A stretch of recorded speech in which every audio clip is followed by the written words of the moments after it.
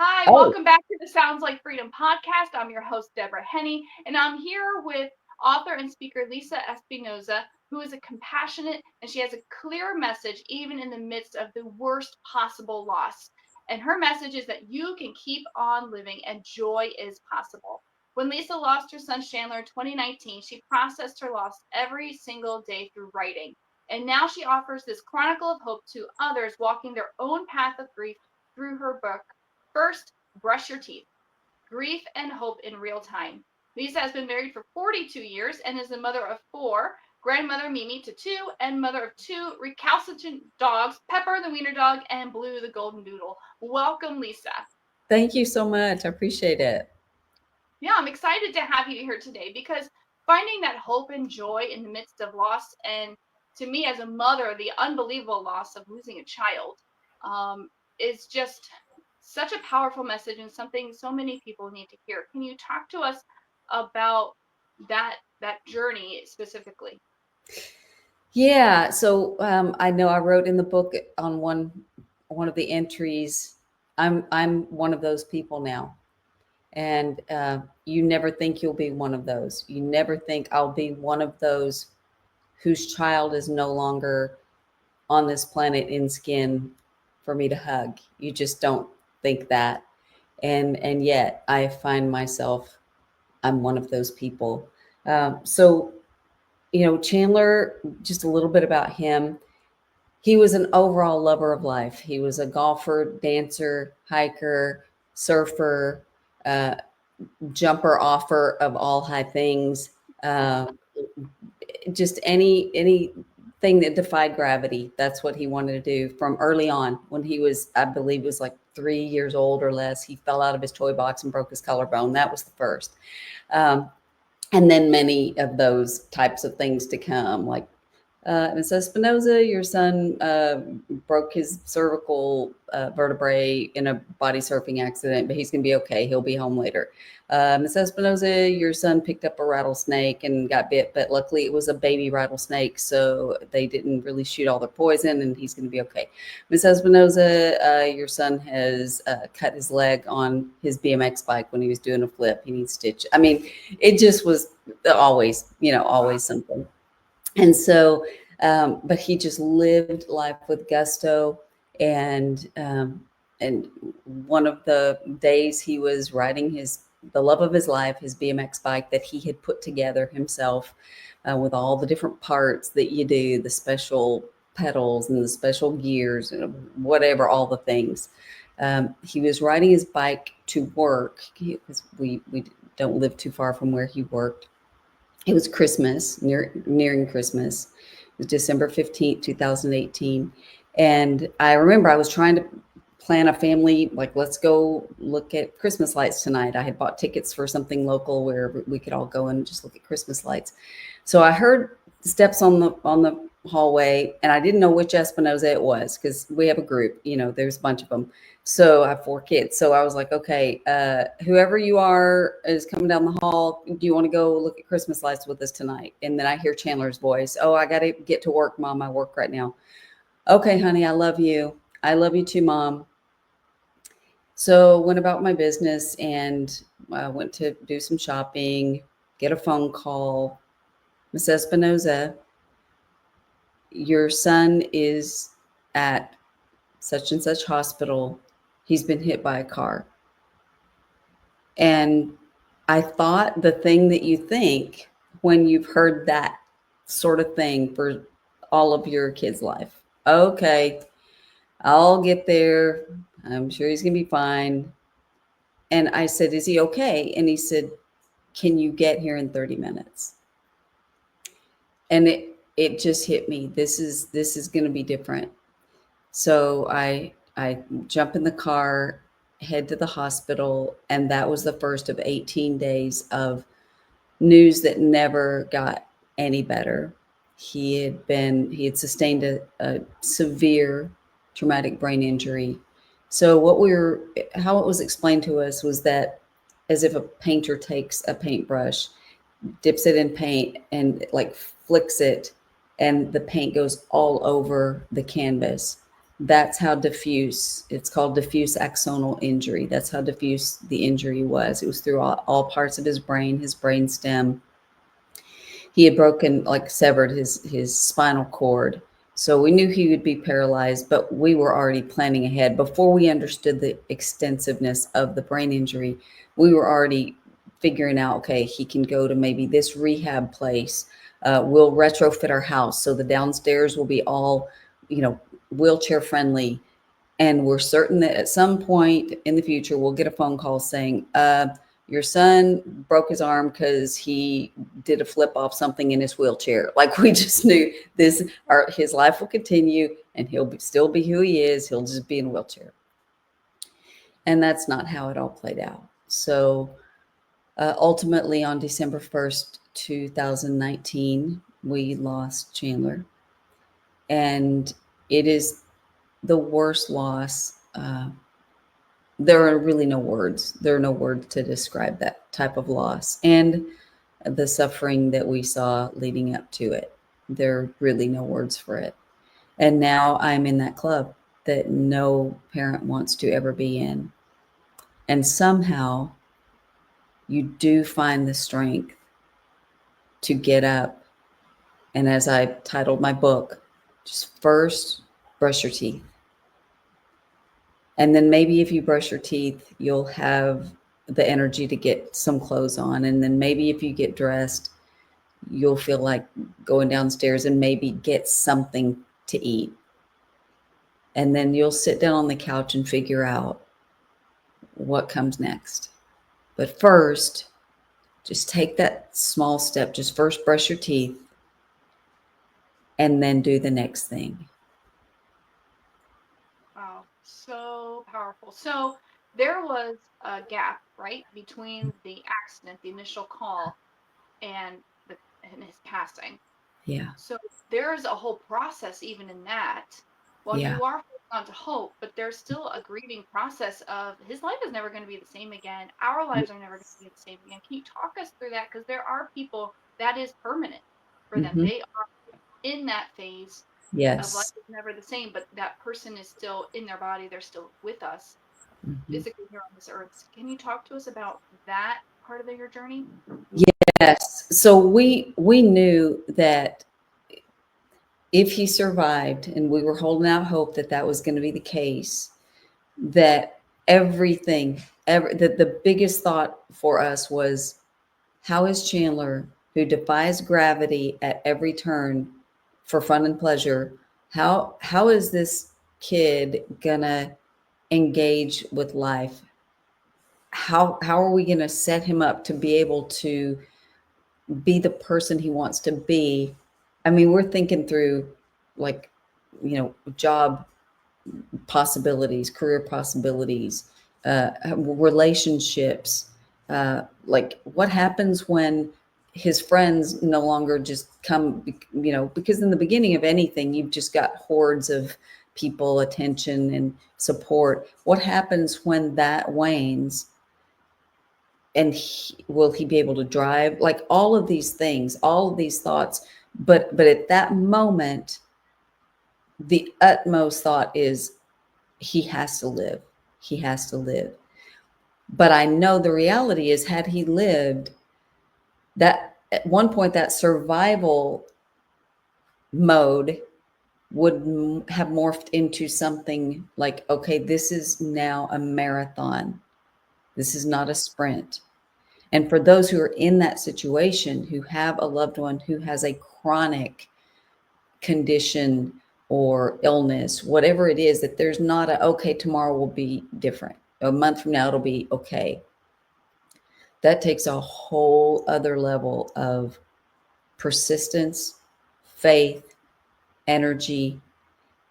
And I hate to say the word self-care because it's used in such trite ways nowadays, but it's not a luxury. It's a necessity. When you're in that situation where your loved one is in this chronic state, you have to take care of yourself. So even that 18 days, the nurses said, this will be a marathon, not a sprint. You have to go home and sleep because this is going to be long. And so I did. And we had other, I had other, you know, kids, that we have to be there for. And so it was, we geared up for, this is going to be a long marathon. This isn't just the hospital. This is going to be months and months, if not years, of recovery and adaptation and, just crafting a new normal. Um, and I sure wish that it had continued. I wish that we had been able to have him with us and gone through those stages of recovery, but that wasn't how it played out. So for us, it was uh, that part of our journey was finished on January 1st, 2019. So let's say we have somebody listening who's in that survival mode, and you're saying self-care, and you mentioned the sleep, and that is, certainly a huge part of it is have a little bit of separation, go home, go to sleep in your own bed, because there's nothing like sleeping in your own bed, right? Even if Yeah, there's something going on, hospitals are noisy, busy places, there's yeah, lights, you're going to sleep better in your own bed. yeah. Um, are there any other self-care points that you kind of want to highlight? Like, don't forget to do this, because when you're in survival mode, like Mhm. your brain goes through a whole shift, right? Yes. With the way it's functioning, and it's not prioritizing some of those essentials. Or do you have any practical tips for people who might be in that mode? First of all, it just sounds so ridiculous, but eat nutritious food. And if somebody says to you, "Can I do something for you? Can I get you something?"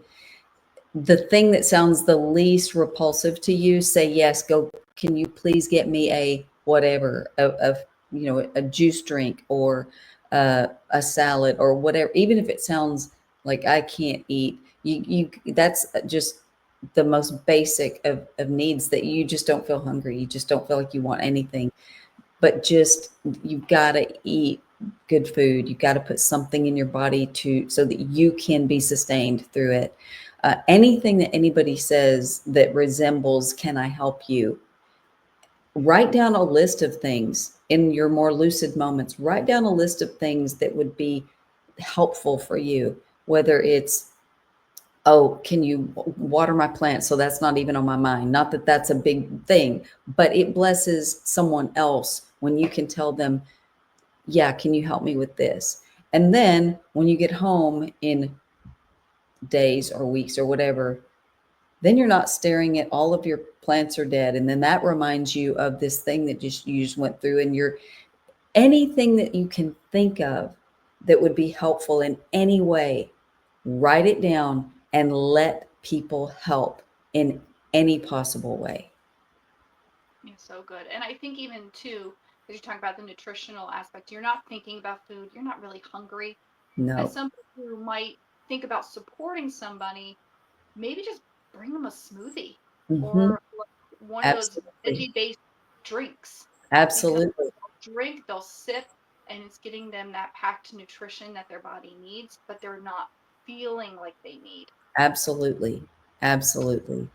Another thing that I would say is, it's easy to just not move, to just sit by a bed, and then if you go home, to you don't feel, you're sort of paralyzed. At least that's what it seems. But to just move, even at the hospital, take breaks and walk down the hall, keep your body moving. So movement and food and social support, and of course, I mean, you know, the the spiritual aspect for us. What got me through was the theological reality for me, Emmanuel, God is with me. God is with me.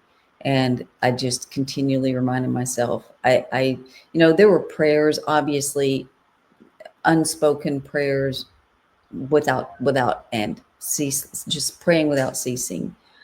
But I think just to take moments and acknowledge, God, you're with me. God, you're with me. I'm not alone. God, you're with me. That was my lifeboat. Yeah. And that's so good, because I bet it's hard to feel that way in that moment, Oh, but to yeah. constantly remind yourself of the truth, even though your feelings are not lining up with the truth. Um, and it sounds like you just kind of verbally repeated it. God is with me. God is Emmanuel. That is one of his names. He Mhm. is with me. He promises to be with me. Do you have any other? Because I really think that is really the foundation of our freedom, and the foundation of hope is in Christ, is in God with us. Do you have any practical suggestions for somebody who might be going through a really hard time right now, um, of how to lean into reminding yourself of that truth? Yeah. Well, I will say that I don't recall a lot of what you might call supernatural moments where I was like, oh God, I just feel your presence. I don't recall a lot of those, but what I do recall is over and over and over, God came to me with skin on. Mm, People came to me and brought blankets because it was cold at the hospital, or a smoothie, or brought flowers, or brought meals. Or afterward, a friend came and just sat with me and said, I don't even know what to say as we sipped on the smoothies that she brought. That is Emmanuel, God with me, God with us. He does it through people with skin on. And to me, that tangible demonstration of God and his care and love and providence, that for me was as important as a single, oh, I feel your presence, Lord. Not that I'll never say no to that. And I've experienced it many times through my life. But in this situation, I just knew every single text, every phone call, every email, every every way that people showed up, this is God with me. This is Emmanuel. This is how he is surrounding me. yeah, so good. And I think that's really key for people listening who might be in a situation to support somebody, Hmm. that you are the hands and feet of Christ, Hmm. right? We have Christ in us. And when we operate in those practical ways, don't overlook or underestimate the value and the power in that for that person going through that awful thing, and the demonstration of kindness and compassion that is. And it's really sharing the nature of Christ. So don't, sometimes we might think, I'm just bringing them a smoothie and sitting with them, like, but that was so ministering to Yeah. you in that moment.